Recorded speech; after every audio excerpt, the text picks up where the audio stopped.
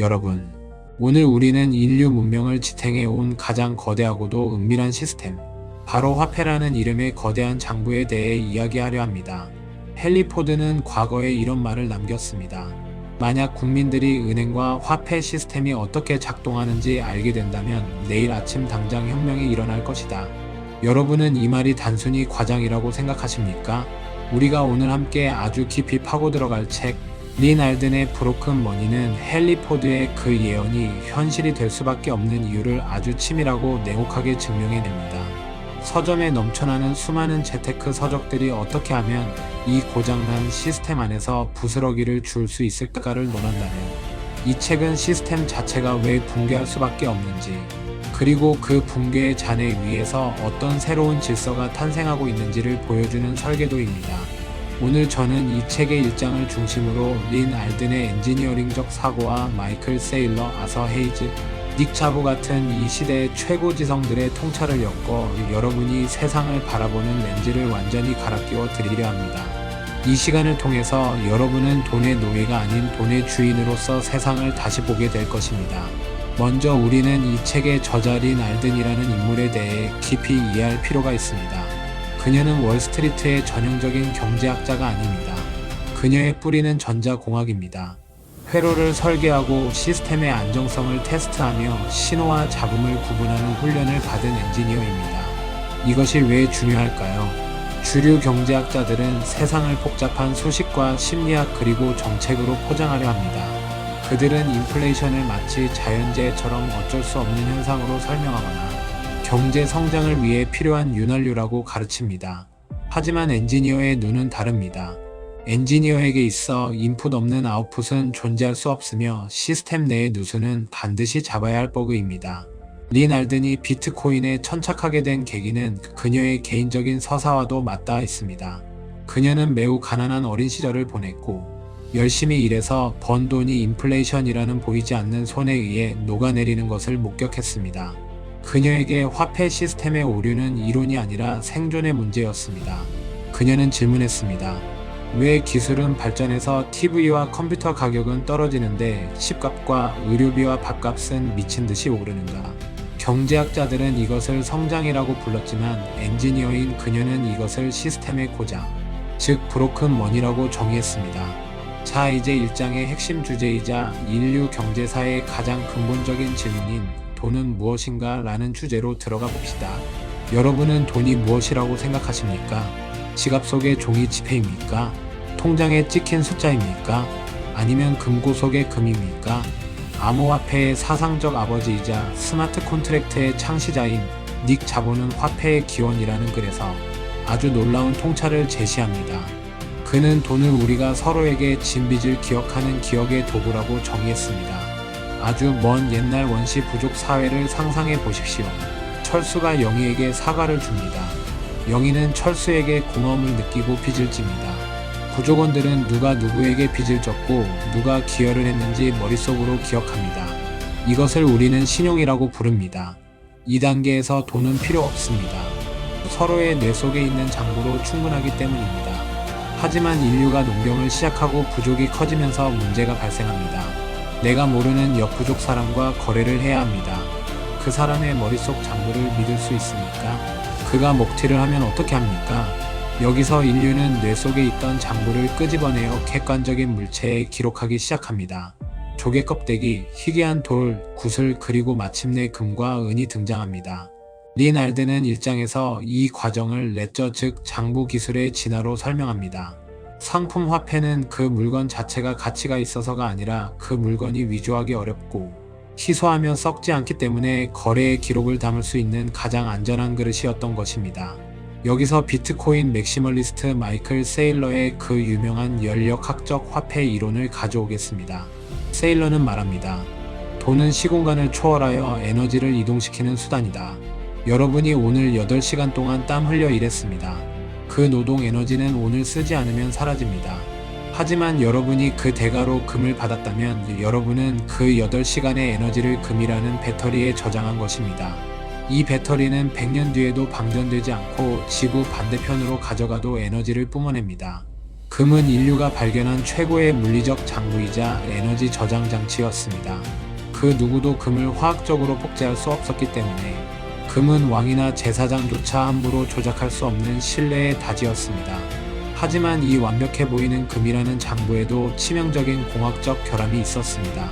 리날드는 이것을 공간적 제약과 검증 비용이라고 지적합니다. 금은 무겁습니다. 그리고 물리적으로 존재합니다. 여러분이 100억 원어치의 금을 들고 서울에서 뉴욕으로 가서 결제를 해야 한다고 상상해 보십시오. 배에 싣고 가다가 풍랑을 만나 가라앉을 수도 있고 해적에게 털릴 수도 있습니다. 게다가 거래할 때마다 이 금이 진짜인지 순도를 확인해야 합니다. 즉, 금은 가치 저장 수단으로서는 탁월했지만 전송 수단, 즉 매개 수단으로서는 최악의 기술이었습니다. 속도가 느리고 비용이 많이 들었습니다. 여기서 인류는 타협을 합니다. 아주 위험한 타협입니다. 금을 무겁게 들고 다니지 말고 안전한 금고에 넣어두자. 그리고 금고지기가 써준 보관증을 주고받자. 종이돈의 탄생입니다. 리날드는 이 지점을 화폐 역사상 가장 중요한 분기점인 추상화의 시작이라고 봅니다. 종이돈은 가볍습니다. 휴대가 간편합니다. 멀리 보내기도 쉽습니다. 경제활동의 속도가 비약적으로 빨라졌습니다. 기술적으로 보면 이것은 혁신입니다. 하지만 여기에는 치명적인 전제 조건이 붙습니다. 바로 금고지기에 대한 신뢰입니다. 우리가 맡긴 금이 실제로 금고에 있는지, 금고지기가 몰래 보관증을 더 찍어내어 자기 빚을 갚거나 사치를 부리지는 않는지 우리는 끊임없이 의심하고 감시해야 합니다. 하지만 역사는 무엇을 증명합니까? 영국의 액턴 경은 말했습니다. 권력은 부패하고 절대 권력은 절대 부패한다. 화폐 발행권을 쥔 권력은 예외 없이 타락했습니다. 로마 제국은 은하에 구리를 섞어 데나리우스의 가치를 떨어뜨렸고, 중세 왕들은 전쟁 비용을 대기 위해 코인을 깎아냈습니다. 그리고 1971년 닉슨 쇼크 이후 현대의 정부들은 금 태환마저 정지시키고 종이돈과 금의 연결고리를 완전히 끊어버렸습니다. 이제 돈은 더 이상 금 보관증이 아닙니다.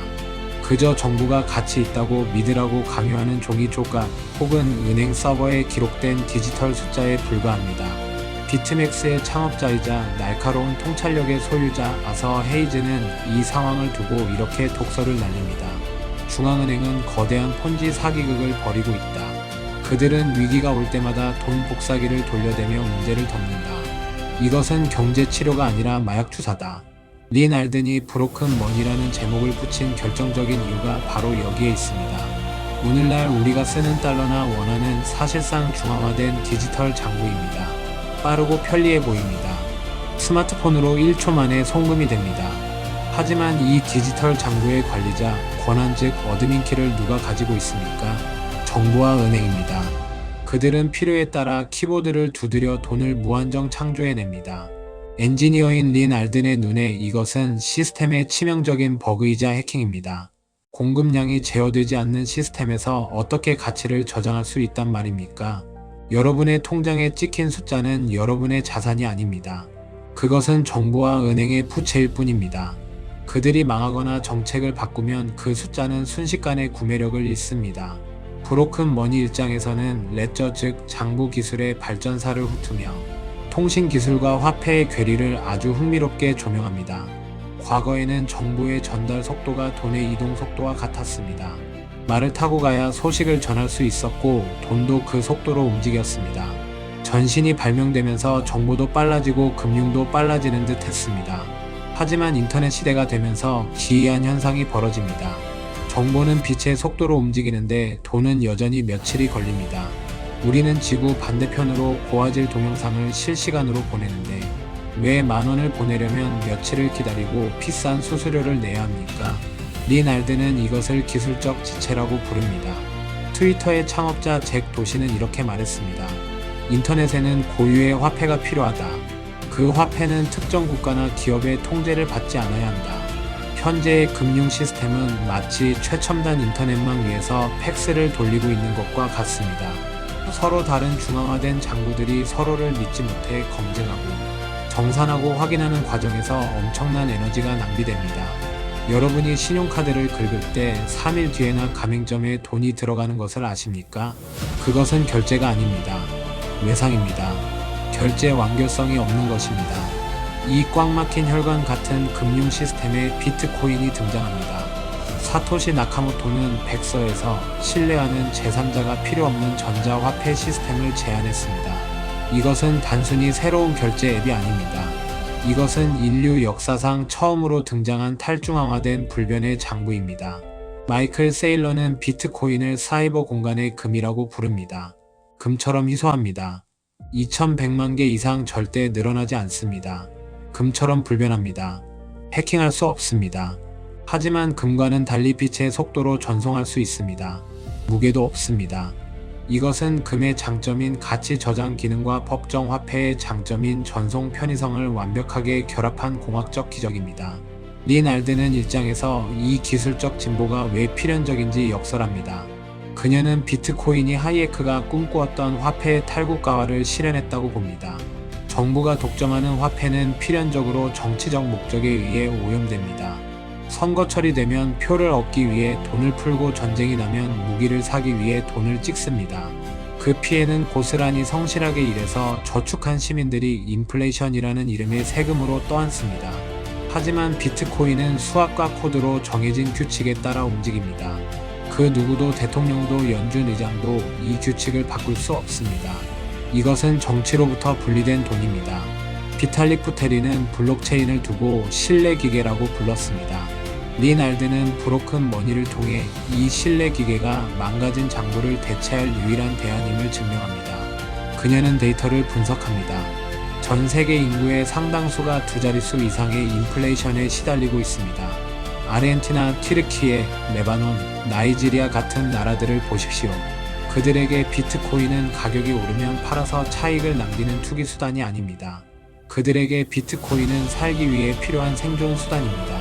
자국 화폐가 아이스크림처럼 녹아내리는 상황에서 내 가족의 밥값을 지키기 위해 선택할 수 있는 유일한 방주가 바로 비트코인입니다.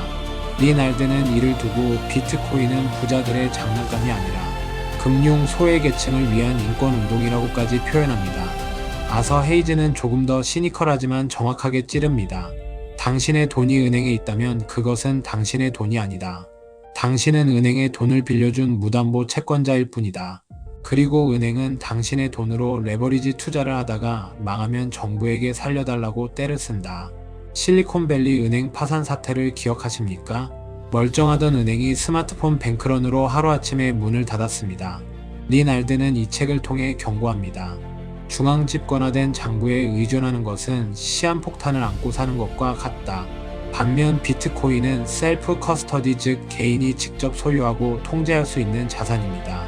12개의 단어 니모닉만 기억하면 인터넷이 연결된 지구 어디서나 내 지갑을 열 수 있고 누구의 허락도 없이 자산을 이동시킬 수 있습니다. 이것은 잃어버렸던 금융 주권의 회복입니다. 책의 1장은 또한 글로벌 기축 통화의 수명에 대해서도 아주 심도 있게 다룹니다. 역사를 보면 영원한 제국은 없었고 영원한 화폐도 없었습니다. 네덜란드의 길드화가 있었고 영국의 파운드화가 있었으며 지금은 미국의 달러화가 있습니다. 레이 달리오가 변화하는 세계 질서에서 지적했듯 제국은 생산성 향상으로 부강해지지만 결국 과도한 부채와 내부 갈등, 그리고 화폐 발행 난발로 무너집니다. 린 알든은 현재의 달러 시스템이 수학적 한계에 봉착했음을 보여줍니다. 미국의 부채는 갚을 수 있는 수준을 넘어섰습니다. 이 빚을 해결하는 유일한 방법은 돈을 더 찍어내어 달러의 가치를 떨어뜨림으로써 실질적인 빚의 규모를 줄이는 것뿐입니다. 이것을 금융 억압이라고 합니다. 여러분이 열심히 저축을 해도 자산 가격 상승을 따라가지 못하는 것은 여러분이 무능해서가 아닙니다. 시스템이 여러분의 구매력을 훔쳐가고 있기 때문입니다. 이런 절망적인 상황에서 우리는 무엇을 해야 할까요? 안드레아스 안토노폴로스는 비트코인을 하수구의 쥐에 비유했습니다. 징그러운 표현 같지만 이것은 최고의 찬사입니다. 핵전쟁이 나서 인류 문명이 멸망해도 바퀴벌레와 쥐는 살아남습니다. 비트코인은 지난 15년 동안 수만 번의 사망 선고를 받았습니다. 중국이라는 거대 국가가 채굴을 금지했고 거대 거래소 FTX가 파산했으며 가격이 80%씩 폭락했습니다. 하지만 비트코인은 단 한 번도 멈추지 않았습니다. 10분마다 꼬박꼬박 심장이 뛰듯 블록을 생성하며 장부를 업데이트했습니다. 리날드는 엔지니어로서 이 시스템의 견고함 즉 안티프레지람의 경의를 표합니다. 어떤 중앙 주체도 없이 전 세계에 분산된 익명의 컴퓨터들이 자발적으로 참여하여 완벽한 보안을 유지하는 시스템. 이것은 현대 공학이 만들어낸 기적입니다. 어떤 분들은 비트코인의 변동성이 너무 크다고 두려워합니다. 하지만 제프 부스는 디플레이션 시대에 부에서 이렇게 말했습니다. 기술은 본질적으로 디플레이션을 유발한다. 기술이 발전할수록 물건 가격은 싸져야 정상이다. 그런데 왜 우리 생활비는 계속 오르는가? 그것은 화폐 시스템이 인위적으로 인플레이션을 유발하기 때문이다. 리날든의 관점에서 보면 변동하는 것은 비트코인이 아니라 법정 화폐입니다. 비트코인은 1비트코인이 1비트코인이라는 불변의 진리를 지키고 있습니다.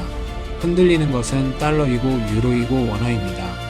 배가 흔들리는 것인지 바다가 흔들리는 것인지 구분해야 합니다.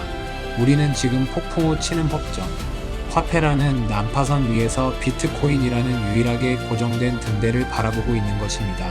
재테크의 명언 중에 계란을 한 바구니에 담지 말라는 말이 있습니다. 분산 투자를 하라는 말이죠. 하지만 마이클 세일러는 이렇게 반박합니다.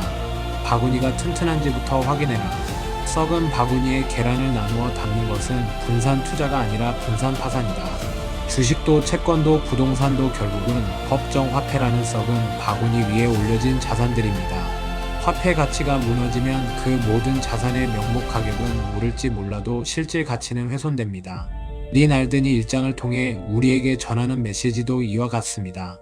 고장난 장부인 법정 화폐 시스템에 여러분의 모든 인생을 걸지 마십시오. 그것은 서서히 가라앉는 타이타닉호의 티켓을 모으는 것과 같습니다. 리날드는 일장의 마지막에서 우리에게 선택을 요구합니다. 닫힌 시스템에 머물 것인가 열린 시스템으로 나아갈 것인가. 기존 금융 시스템인 스위프트망은 허가받은 자들만 쓸 수 있고 느리며 비쌉니다. 반면 비트코인 네트워크와 그 위에 올려진 라이트닝 네트워크는 누구나 쓸 수 있고 즉각적이며 거의 무료에 가깝습니다. 이것은 마치 우편 마차와 이메일의 대결과 같습니다. 승자는 이미 정해져 있습니다. 단지 시간이 걸릴 뿐입니다. 브로큰 머니는 우리에게 매우 불편한 진실을 마주하게 합니다. 우리가 학교에서 배웠던 경제 상식, 우리가 믿어왔던 국가의 약속, 성실하게 저축하면 잘 살 수 있다는 믿음이 사실은 조작된 장부 위에서만 성립하는 허상일 수 있다는 사실 말입니다. 하지만 진실을 마주하는 자만이 자유를 얻을 수 있습니다. 매트릭스에서 빨간 약을 먹은 네오처럼 말입니다. 리날든이 보여주는 통찰은 투기의 기술이 아닙니다. 이것은 생존의 지혜입니다. 그녀가 비트코인을 선택한 것은 벼락부자가 되기 위해서가 아니라 시스템의 횡포와 무능력으로부터 자신의 삶을 방어하기 위해서였습니다. 워런 버핏은 말했습니다. 썰물이 빠져나가면 누가 발가벗고 수영하고 있었는지 알게 된다. 화폐 시스템의 위기가 닥쳐올 때 누가 진짜 자산을 가지고 있고 누가 종이 조각에 불과한 신용화폐에 취해 있었는지 드러날 것입니다. 지금 거리는 평온해 보이고 마트는 붐비지만 그 금융의 지갑판 아래에서는 거대한 마그마가 끓고 있습니다. 리날드는 우리에게 지금 옷을 챙겨 입고 구명조끼를 입을 시간을 주고 있는 것입니다. 오늘 나눈 이야기가 여러분의 뇌에 깊이 박혀 잠 못 이루는 밤을 선사하기를 바랍니다. 고민하고 의심하고 공부하십시오. 돈은 장부입니다. 그리고 이제 인류는 역사상 처음으로 그 누구도 조작할 수 없는 장부를 손에 넣었습니다. 그 장부의 이름은 비트코인입니다. 여러분은 썩어가는 장부에 여러분의 피땀 어린 노력을 기록하시겠습니까? 아니면 불멸의 장부에 기록하시겠습니까? 선택은 온전히 여러분의 몫입니다. 오늘도 저와 함께 새로운 지식을 쌓아주셔서 감사합니다. 여러분의 구독과 좋아요는 힘이 됩니다.